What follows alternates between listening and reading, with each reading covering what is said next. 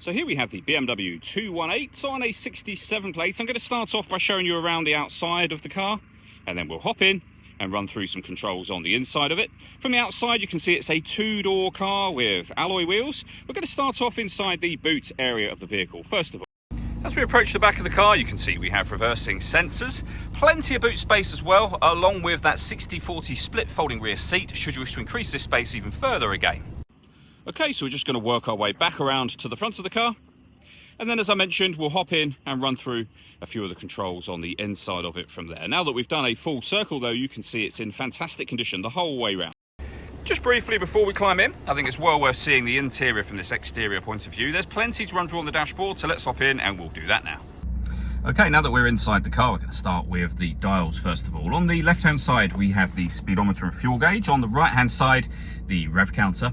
In the centre, you can see the total miles for the car. They are 60,047. You can change information that's displayed above that. For example, as you can see, you can have a digital readout for the speedometer or various bits of fuel economy and trip computer information.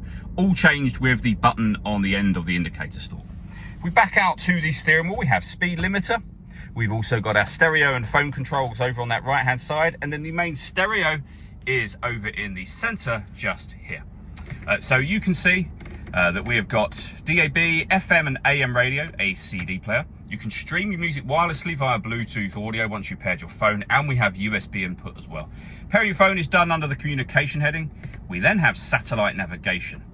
All of the movement that you see me making on the screen at the moment is being done using the iDrive system, which is essentially this dial and the collection of buttons that surround it. So you can go into your main menu from here. You can access your map, your nav directly if you wish to, or as I say, the dial will do everything. You can see nice clear color display for the satellite navigation. This is BMW's business nav. And then you've got a few other options at the end for things like your trip computer. Working our way down, we have deadlocks, hazard warning lights, the volume for the stereo and our CD player, as you can see. We then have climate control. So you can adjust the temperature, the direction that the air is being distributed in, and the fan speed. When you're happy with those settings, your air conditioning is off, back on again, or hit auto. The car will now maintain the temperature that you've asked for by taking full control of the direction of the air and fan speed for you. Hit auto again, you go back to whatever setting you had that on previously. We have a heated driver's seat with 3 different heat settings, and the same over here for the passenger side as well. Below that, 2 cup holders and a 12-volt charging socket, the gear lever for the 6-speed manual gearbox, traction control, which you can turn on and off, and then you can change the driving setup of the car. So you're able to put the vehicle into Sport, Sport Plus, Comfort, which is your everyday driving, and Eco Pro as well.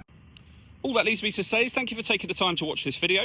If you'd like to come and see the car for yourself and have a test drive, please feel free to give us a call here at Glenbourne's. We'd love to hear from you.